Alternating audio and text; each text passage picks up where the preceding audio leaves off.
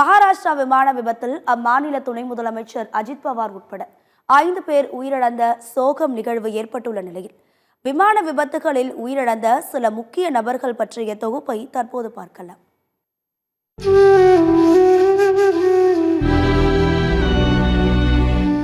இந்தியாவின் கடந்த கால வரலாற்றில் வானில் பறக்க தயாரான பல விமானங்கள் ஏற்க முடியாத ரணங்களையும் கூடவே சுமந்து சென்றன.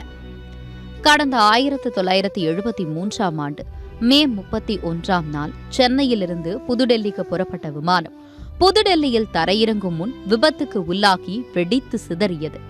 இதில் அப்போதைய மத்திய உருக்குத்துறை அமைச்சராக இருந்த மோகன் குமாரமங்கலம் மற்றும் இந்திய கம்யூனிஸ்ட் தலைவர் கே பாலதண்டாயுதம் உட்பட 48 பேர் உயிரிழந்தனர்.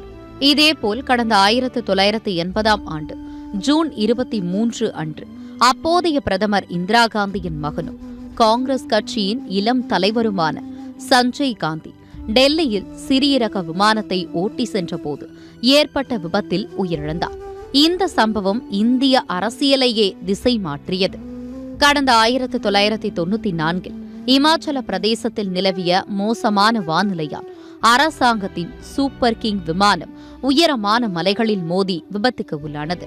இதில் பஞ்சாப் மற்றும் இமாச்சல பிரதேசத்தின் ஆளுநராக இருந்த சுரேந்திரநாத் தன் குடும்பத்தினர் 9 பேருடன் சேர்ந்து பரிதாபமாக உயிரிழந்தார். திமுக மூத்த தலைவர் NV நடராஜனின் மகனும் முன்னாள் மத்திய பாதுகாப்புத்துறை அமைச்சராகவும் இருந்த NVN சோமு கடந்த 1997ஆம் ஆண்டு நவம்பர் 14ஆம் தேதி ஹெலிகாப்டர் விபத்தில் சிக்கி உயிரிழந்தார்.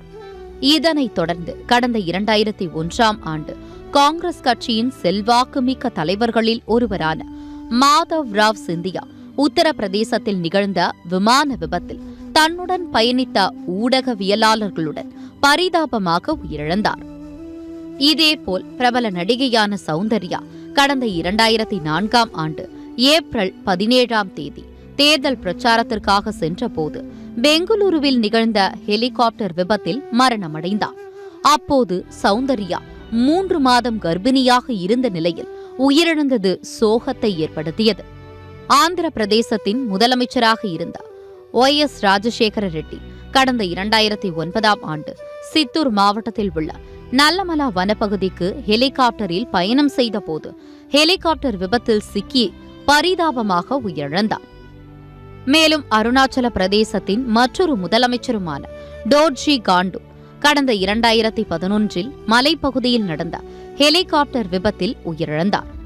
இந்த வரிசையில் இந்தியாவின் முப்படைகளின் தலைமை தளபதியான ஜெனரல் பிபின் ராவத் தன் மனைவி மற்றும் 11 ராணுவ வீரர்களுடன் தமிழ்நாட்டின் குன்னூர் அருகே ஹெலிகாப்டரில் பயணித்த போது மோசமான வானிலை காரணமாக ஹெலிகாப்டர் விபத்துக்கு உள்ளாகி வெடித்து சிதறியதில் பரிதாபமாக உயிரிழந்தார். கடந்த 2021ஆம் ஆண்டு டிசம்பர் மாதம் இந்த கோர விபத்து நிகழ்ந்தது.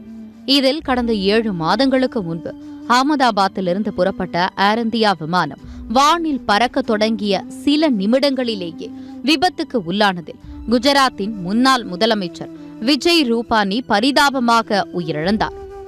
இந்த வரிசையில்தான் மகாராஷ்டிர துணை முதலமைச்சர் அஜித் பவாரை விமான விபத்தில் இந்தியா இழந்திருக்கிறது.